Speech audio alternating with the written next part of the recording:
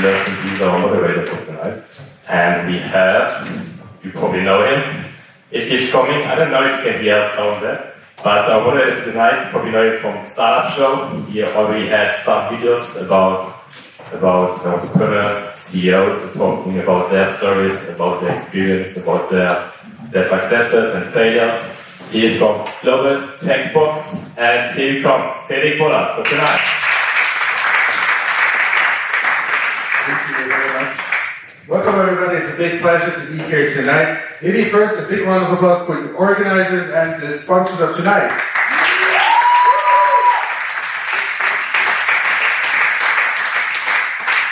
I'm very excited to be here with you tonight. We have a very exciting fireside chat with Alain a little bit in a few minutes. But tonight you are a very important part of this evening because you will hopefully change at least one group's life tonight by helping them win a big prize from startup.ch, which is valued at 800 Swiss francs, which, trust me, as a founder myself, 800 francs is a lot of money when you're really running tight on capital. So thank you very much to START.ch for sponsoring the big prize tonight. Now, who is a student here tonight? Everyone is a student here? Very good. Who has some experience with starting a company? Okay, who wants to start a company? Okay, good, cool. So tonight's talk really is focused on trying to inspire you with someone who already made it. So with no further ado, I would like to introduce you to the famous and successful entrepreneur couple. Can you hear me? Yeah. Alain and Victoria Chuard, welcome.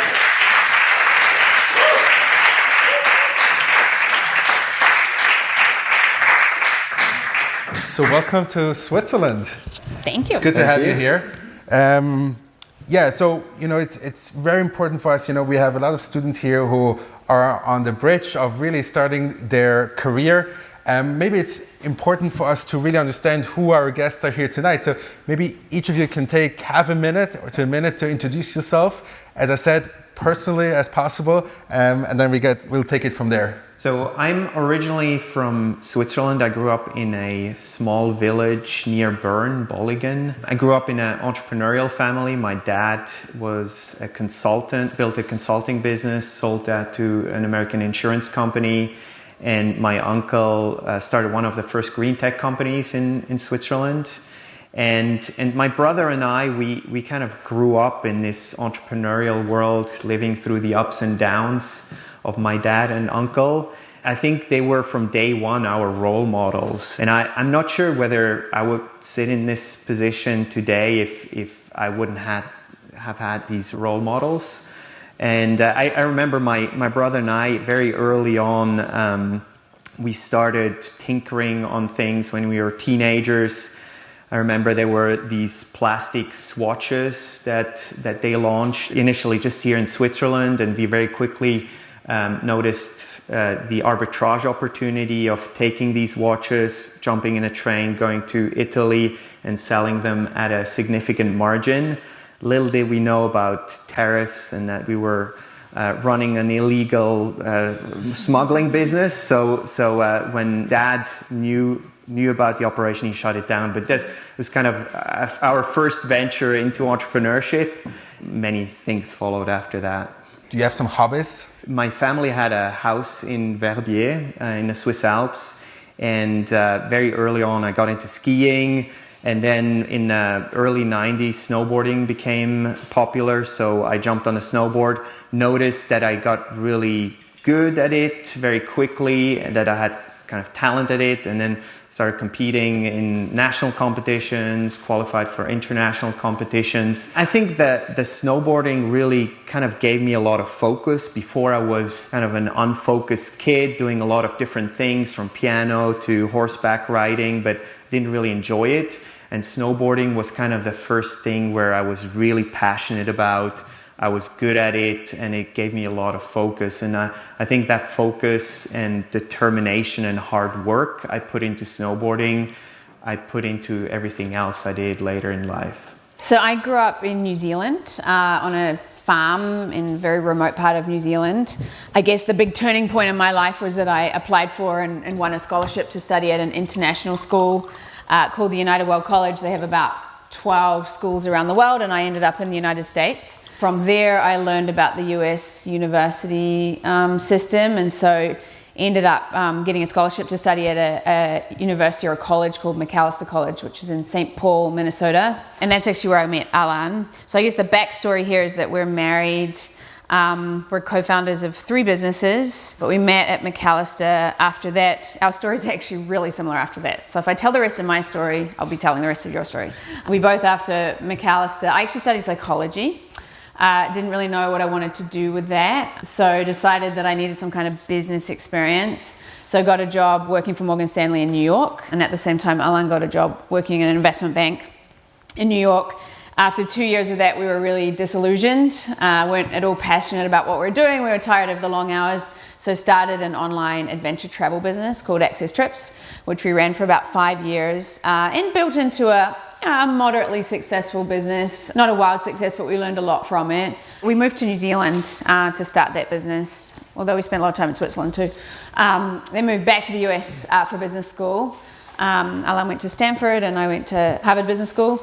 And from there, while we were there, Facebook launched their fan pages for businesses, their brand pages for businesses, and we were looking for a way to promote our travel business on brand pages, and that's how we came up with the idea of Wildfire, and that ended up being a successful business. Very nice segue into Wildfire. But before we go more into, let's say, the success story behind Wildfire, maybe you can elaborate or reflect a little bit on these moments when you had to make this decision of starting your own business. What went through your head, and how did you make this decision that entrepreneurship might be the right pathway for you? As I said before, for me, it was very early on. I always knew I wanted to become an entrepreneur due to my family and my role models.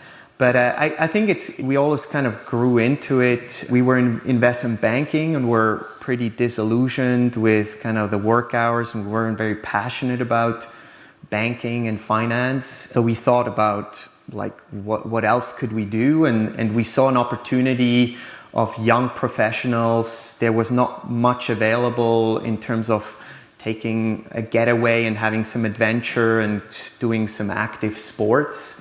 So we came up with the idea, hey, why don't we start a travel company focused on adventure vacation and combining it with action sports. Like my snowboarding background kind of led to that. We started getting into it and we listened to our customers. Initially, we did a snowboard and ski trip that we filled the first year, and we got great feedback. And the feedback was, let's do this again, and why don't you expand into other locations, into other sports? And so that's what we did. And I think similar with Wildfire, we listened to our customers and tried to see what are their needs, what are their pain points, and try to translate these pain points into product features and specs for engineers. So yeah, I mean, I think we're 23 or so when we started Access Trips, in a job that we didn't like, had saved up a little bit of money and just really felt like there's got to be more to life than what we're doing. We had a friend that had started a really successful business in the adventure sports kind of world. While we were working, staying up all night, working on spreadsheets, he was leading this really great life. So we're like, to hell with it, let's give that a go. And I think the attitude, everyone always says, wasn't it risky? How did you overcome the fear of failure? For us, it was really just, what's the worst that can happen? We'll try this, and if it doesn't work out, we'll go back and get a job, and we'll be in the same position we're in right now. We might have lost a year of salary or something. So it really, at that age and stage in our life, it just felt like it was a risk worth taking in order to achieve a more exciting, fulfilling life, I think. When you look back and you say, Wildfire is a pretty big success story, do you think like the skills, when you look at the interaction between academia and entrepreneurship, what are the key skills that you would say we should acquire right now while we're still studying here to be most successful, likely to be successful when building our own company? I think thinking back of when I did my MBA at Stanford, in terms of like visiting classes and acquiring knowledge and skills, I don't think it was very useful. It it wasn't very useful in preparing me for the startup world. It's so different from the classroom. So I think my advice is to jump in as early as possible and just learn by doing. And I think nothing can really prepare you for a startup. That's kind of... I mean, we both went to business school, and I would say I certainly don't regret it. The most useful thing I got out of my business school experience was first and foremost the contacts. So network as much as you can, use this time to meet as many people as you can, because you'll never know when they might turn out to be useful. One of your classmates ended up as an early employee at Facebook. That was incredibly useful. We ended up with classmates that were, at Google and other companies that were valuable. So who you meet, I think, is the most useful thing you get out of it. I think the relating to the people you meet, I think that network of people becomes more and more valuable the longer you wait after graduation, because there's numerous people from my class that became super successful entrepreneurs. One of my friends is one of the top guys at Facebook, etc., etc. So that network that you're building at business school becomes more and more valuable. So I think that's... And then the other thing I was going to say is just, this is like a great time to experiment. So we just met a bunch of the people from the START organization. They're getting amazing experience from running a 2,000 person event and hackathons, and that's really valuable practical experience that you could definitely apply to your own business. Internships, it's a time where you can really experiment and try out practical type experiences that would then be really valuable if you started your own business. But I think to Alain's point, the classes in and of themselves, they're valuable, but there was no particular class that I took that was like, oh well, that answered everything I needed to know to become an entrepreneur. I think for me, going to Stanford, it was a game changer, because when I came to Stanford, I was passionate about entrepreneurship, but I was more planning to run a traditional business when I was done with Stanford. But my time at Stanford completely changed my view on technology and how much of an impact it can have on society, and that just a few guys can get together and build an app and have millions of users. So I think that was definitely a game changer for me. And then there's so many inspiring guest speakers that came into the classroom, from Peter Thiel to Reid Hoffman, who started LinkedIn, and all these amazing people. And they were an inspiration to really think big. And I think that's what I didn't have before I came to Stanford, to really think big and shoot for the stars. I think that's kind of the Silicon Valley mentality. You were successful in selling your company for $450 million to Google. And that sounds very glamorous, but I guess it's a very big roller coaster beforehand. Did you ever feel any kind of regret selling your company? Yeah, it's a total roller coaster, and there were many days when we used to, we had this office in this office complex, and there was quite nice gardens. And sometimes when I was driving to work, I'd go drive past the guys doing the gardening, and I'd be like, God, I wish I was a gardener. It looks so relaxing. So yeah, it's a real roller coaster, and there are times where the last thing you want to be doing is running a company. We were talking before with a group and asked to talk about difficult experiences, and I was describing what I think was the worst week at Wildfire, where in 1 week we'd actually been negotiating with a company to be acquired, and we had a term sheet, and usually when you have a term sheet it actually looks pretty certain, and very unexpectedly we had a phone call to discuss the terms, and instead of doing that they told us they were rescinding the offer. We still don't really know why. In the same week, one of our biggest competitors got acquired by Oracle, so suddenly we were not just competing against 100 startups but Oracle. And we found out that one of the key executives in the company that was leading a team of 100 people, there was a lot of unhappiness about that person, and we hadn't picked up on it, and a bunch of the team was about to quit, and so we had to fire that person from one day to the next. And then at the end of the week, you've got to get up in front of the company and inspire everybody and be motivated and be excited. It's pretty hard sometimes when all you want to do is crawl under a rock. And there were times I remember we said, when we were just starting out, I said, if we haven't hit some kind of major milestone by the end of this year, we're going to stop. And just at the end of that year, we actually won a grant from Facebook for $250,000. So yeah, you regret it sometimes. In retrospect, you don't. Sure. Yeah, I think from a product engineering perspective, we had a lot of ups, but also quite a few downs. I think it's a repeat from the previous session, but our software was hosted on AWS, and like back in 2010, AWS went down for 2 or 3 days, so our software wasn't available to our customers for that time, and we just felt horrible because we had all these customers calling us, complaining us, threatening to pull these massive contracts that we had with them. And when you're a small startup, you're just scrambling to hold on to customers, and so that was pretty devastating. We kind of saved the situation by kind of sat down and hand wrote apology letters and put some chocolates in the mail for every single customer that we had. Which was like thousands of customers. Yes, that was thousands of customers, and so that kind of helped us to regain confidence and make them happy, and I think in the end that was kind of a really good move to build customer loyalty. So it worked out, but these 3 days were pretty horrible. I would like to get now into a quick Q&A where I give you like 2 terms and you have to decide which one and give me a why. But before we do that, make sure after this I'll ask you to ask questions. So you'll have about 10 minutes to ask your questions. So if you have any questions, write them down now or think of them. So right after the Q&A, I'll hand over the microphone to you. Okay?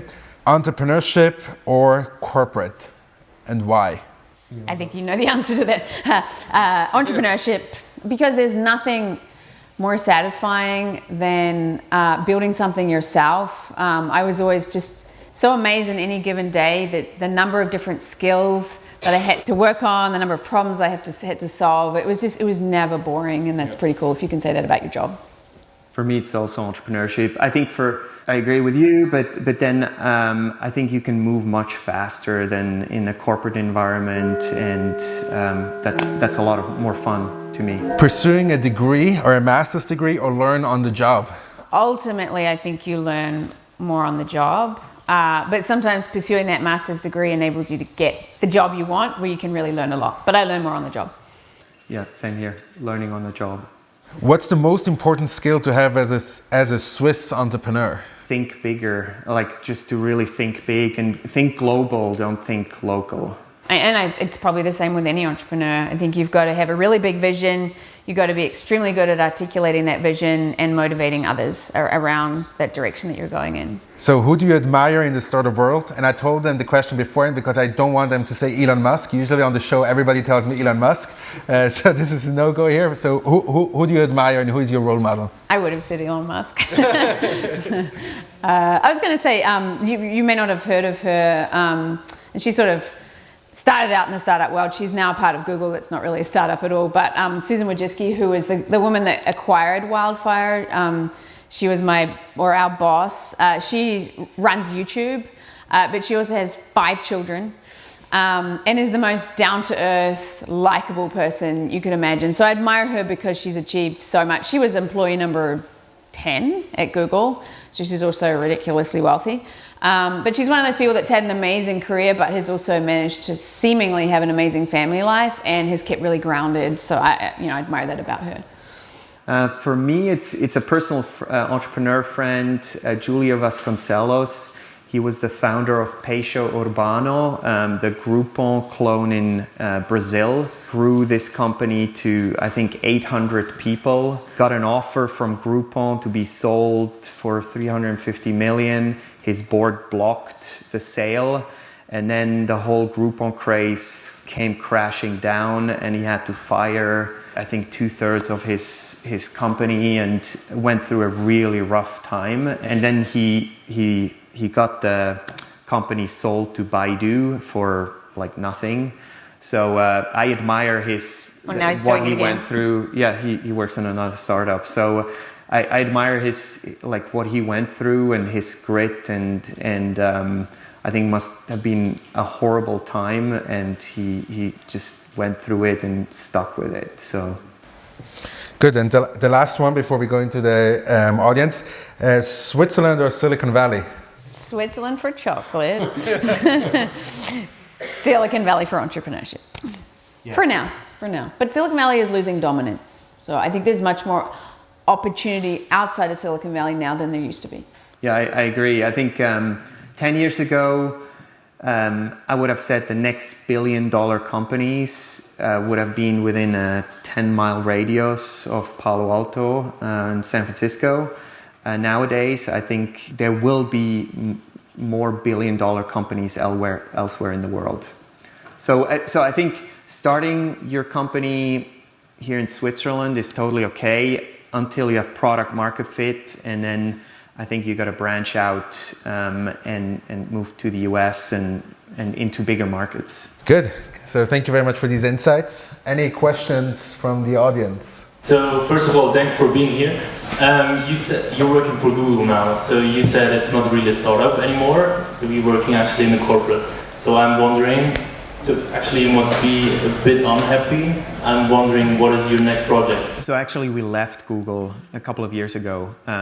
So we stayed on at Google for 3 years after, we helped integrate the product and the team. And then we both led to Google products. And then after 3 years, we decided to leave the company just to take a break. And we've just been focused on family and travel, and we're just starting to move into other things. But Google's probably about the least corporate Yeah. that you could find. So we had a pretty good experience there. Yeah. From all the big corporates, I think Google is probably as good as it gets for an entrepreneur. They give you a lot of freedom. It's a very decentralized company. Everything's very bottom up, very engineering driven. All about innovation and all about thinking really, really big. So they've actually done a really good job of keeping a lot of what's really great about startups as a part of their company culture. But as a result, it's pretty chaotic. Yes, I'm Simeon. I'm doing a master's here. I actually had no idea this event was going on because I went off Facebook, but very pleasant surprise to be here. You guys really stressed the importance of networking whilst in business school in general, and you made a couple of references to a contact you had on Facebook. And I was I'm just basing this off, just started reading on Wikipedia. You guys won the 250,000 grant in 2008. How much would you attribute the fact that you knew someone on Facebook there, or was that completely independent in itself? So in terms of that, is that like a real life case of the benefits of network, or was that completely unrelated?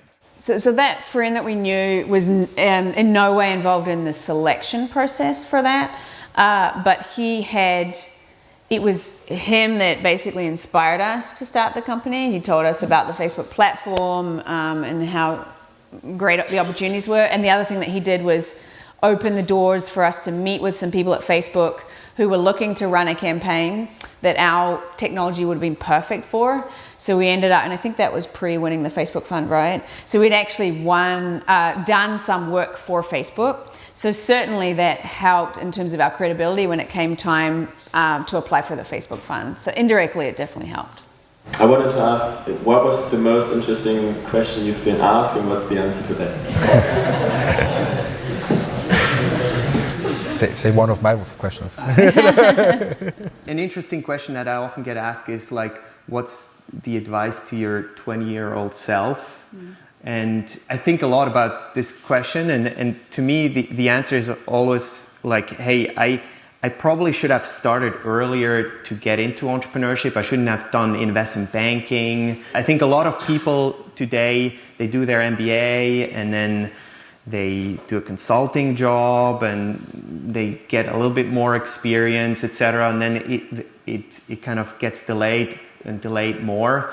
And then it gets harder and harder, in my opinion, to start a company because you have a mortgage, you have kids, you have a family. So your other commitments increase. And I think when you're young and you don't have any commitments, that's the best time to start. And you got to jump into it as early as possible, in my opinion. That's my advice to my 20-year-old self.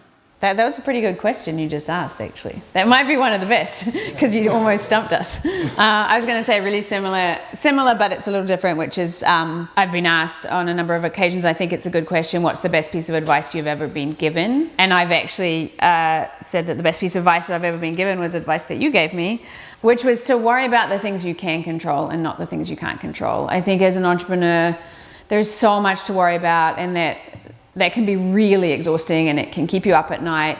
And it's helpful if you can separate it out. Okay, I'll worry about the things that I have control over, but let me not worry about what is going to happen with the economy. Let me not worry about what changes Facebook's going to make tomorrow. Let me not worry about what my competitor might be working on, because I don't know that. And I think that was really helpful to me, at least, as someone who can tend to worry about things. So. Maybe to both of you, what's the best book you've ever read? I really like From Good to Great. It's a really, it's ages since I've read it, but at the time I found it a really valuable book in terms of just thinking about what is really important to build an enduring company. And it wasn't, a lot of the things were not self-evident. They were a bit surprising. I recently read Ready Player One, which is now a movie. I think, I'm not sure whether the movie launched here in Europe too, but it kind of paints a pretty interesting picture of the future, how people live in the virtual world, and so it's quite sci-fi but very grabbing, and puts you, I don't know, 10, 15 years in the future.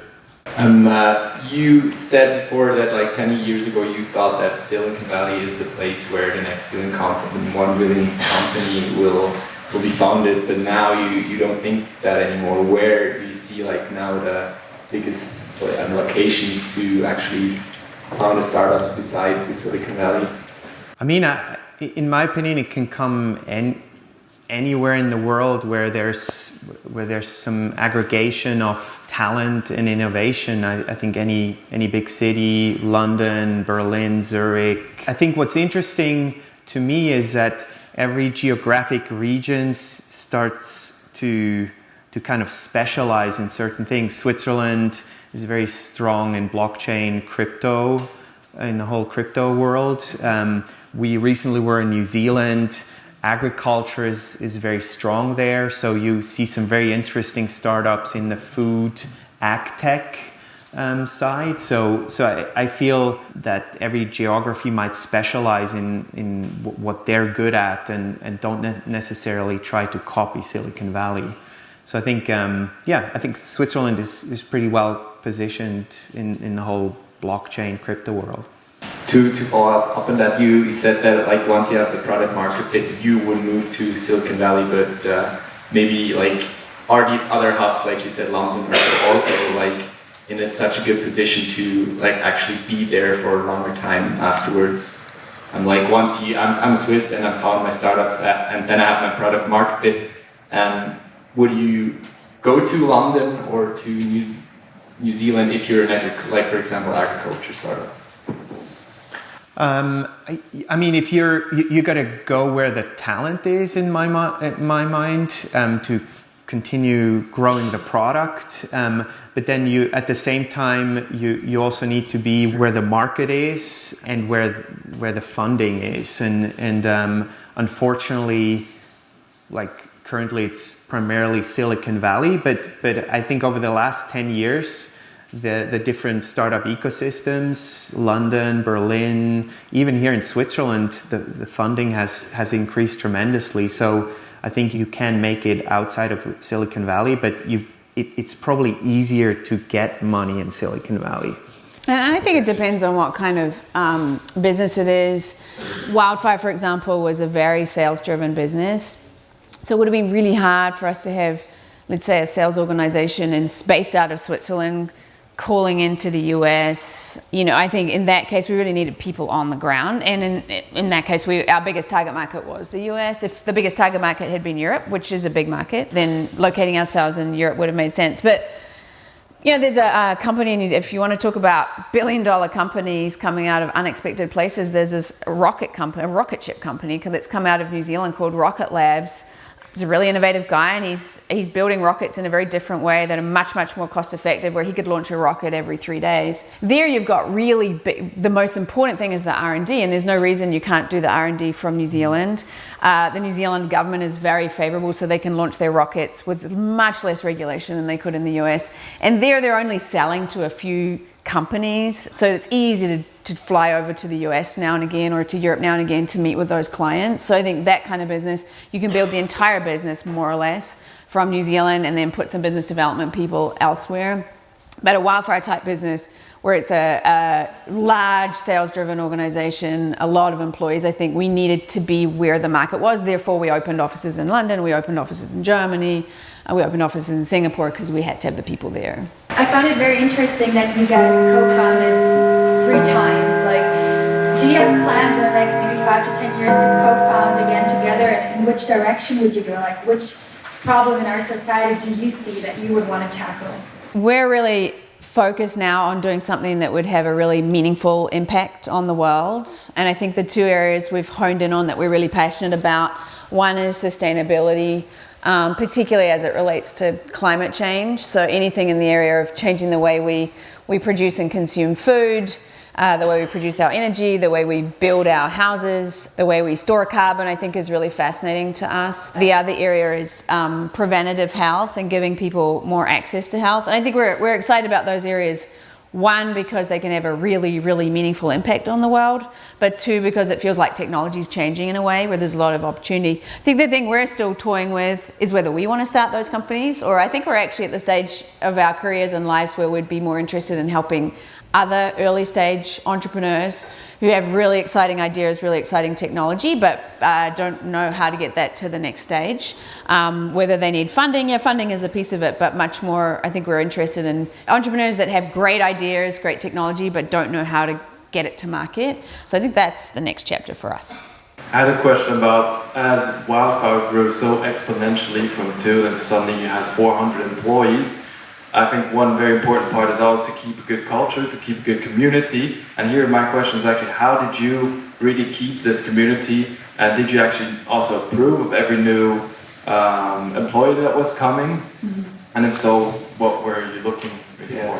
I think that's a great question. I think that's one of the most challenging aspects of running a hyper-growth startup, is to kind of keep a good culture and a good team together. And I always kind of think of the culture as the glue that kind of holds the team or the mess together. I think we did a few things to do that. Like early on, I think we were lucky and put a lot of work into hiring a really solid core team where we shared similar values. These were all people we worked really well with, and I think on the value basis they were shared. And then as the company grew, we didn't hire external recruiters to get people in the company because they're mostly focused on just collecting a commission. We hired our internal recruiting team, and I think at the time we were 400 people. That recruiting team was about 15, 20 people. So it's pretty big. And they were part of the company. They were like us, and they knew what culture the company was all about. And so they weren't just focusing on hiring for skill, but they were also very much focused on hiring for cultural fit. That really helped us to make less mistakes. We definitely did hiring mistakes, but enabled us to kind of grow and not fall apart. What we learned over time is that the company culture is really just a reflection of who's in the company, as you were sort of alluding to. To answer your direct question, I think I interviewed everybody up to about employee number 50, and then I didn't. Then I just started interviewing the more senior level positions. But as Alain said, we had leaders in the company, and we had a recruiting team that we felt really understood the kind of people we were hiring for. But it's not just who you hire, it's who you reward and who you fire. So I actually think some of the biggest statements we made at Wildfire were not who we hired, but who we fired. So I recall when the company was still reasonably small, our top performing salesperson by a pretty large margin, we discovered that person was doing something that was not unethical, but it was close enough to it. But it was really not a team player. So we fired that person. And that was a pretty big statement. It said to the team, we care more about you aligning with our values than we do about how much money you bring in the door. Likewise, in terms of not just who you promote, but we would have all hands every week where we got the whole company together, and the kind of people that we called out and celebrated, the kind of people we rewarded. It was often not the person that was the biggest producer in the company, it was the person who had done something really great for the team without being asked to, and that really reflected, you know, who we wanted to celebrate in the company. So it's really those three things that create the culture, but you have to be really clear when you're hiring and firing and rewarding, what is it that you really care about in your team? I think we could go on for hours. You know, we all attend many talks and we hear many people talking. So I would like you to both finish with one line, a piece of advice that everybody can take home and remember you for. So I think the world is in a uniquely challenged place right now. I've given up on government to solve most of the problems we have. Probably the next generation is our best hope. So please think big and really try to do something meaningful and important in your lives. My advice is along the same lines as before, like just do it. Like if you think you want to go into entrepreneurship, don't delay it. Just jump into it and go for it. There's no time to lose. Perfect. Before we give you the applause, you know, startups is all about getting feedback, getting instant feedback. So I would like to ask the audience, if you got inspired to consider entrepreneurship, raise one hand. And if you're 100% sure entrepreneurship is for you, raise both hands. Oh, wow. Okay, I guess you got inspired. Okay, so give a round of applause for Alain and Victoria.